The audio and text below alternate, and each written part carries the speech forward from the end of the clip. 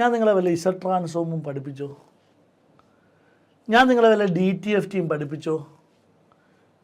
ഞാൻ നിങ്ങളെ വല്ല DFTയും പഠിപ്പിച്ചോ?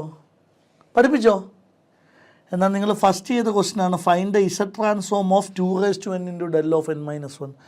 പിന്നെ രണ്ടാമത് നിങ്ങൾ ചെയ്തതാണ് DTFT.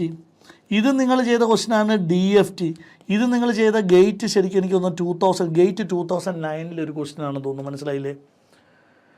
ഇതൊക്കെ ചെയ്യാൻ വേണ്ടിയിട്ട് എന്തെങ്കിലും എഞ്ചിനീയറോ വലിയ ബുദ്ധി ഉപയോഗിച്ചു. ഞാൻ പറഞ്ഞില്ലേ 6ാം ക്ലാസ്സുകാരനായിട്ടുള്ള കുട്ടിക്കും ചെയ്യാൻ പറ്റും. എങ്ങനെയാണ് ചെയ്യാൻ പറ്റിയത്? ഇവിടെ നമുക്ക് സബ്ജക്റ്റ് അറിയാം. അതായത് എന്താണ് പറഞ്ഞെന്നറിയാവോ? എന്താണ് ഇമ്പൾസ് ഫങ്ഷൻ എന്ന് നമുക്കറിയാം. മനസ്സിലായില്ലേ? ഇനി ഇതൊന്ന് നോക്കിയേ.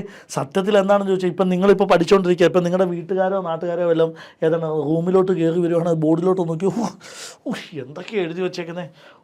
അവൻ എൻജിനീയറിങ്ങിൻ്റെ എന്താണ് പറയുന്നത് നിതാന്ത സാഗരത്തിൽ മുങ്ങിക്കളിച്ചുകൊണ്ടിരിക്കുവാണെന്ന് പറയും. പക്ഷേ നമുക്കേ അറിയാം ഇതെന്തോന്ന് 6ാം ക്ലാസ്സുകാരന് ചെയ്യാനും പോലുമുള്ള സാധനങ്ങളില്ല.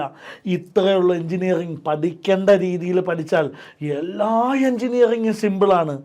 ശരിക്കും ഞാൻ പറഞ്ഞല്ലോ, നിങ്ങൾ ശരിക്കും സിഗ്നൽ സൗണ്ട് സിസ്റ്റത്തെ പേടിച്ചിരുന്നത് എങ്ങനെയാവട്ടെ?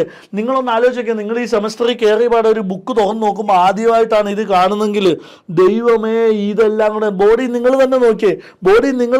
ദൈവമേ ഇതെല്ലാം കൂടെ എന്ത് സാധനം! ഞാനിത് അല്ലെ വെളിയിൽ നിന്ന് ഒരാൾ കയറി വന്നാൽ, അല്ലെ നിങ്ങളുടെ അമ്മ ഇപ്പം കയറി വന്നു കഴിഞ്ഞാൽ പറയും എൻ്റെ മോൻ എന്തൊക്കെ സാധനങ്ങളാണ് പഠിക്കുന്നത്. പക്ഷേ പഠിക്കേണ്ട രീതിയിൽ പഠിച്ചാൽ അറിയാം ഇതെന്താ 6ാം ക്ലാസ്സുകാരന് പോലും ഇല്ല.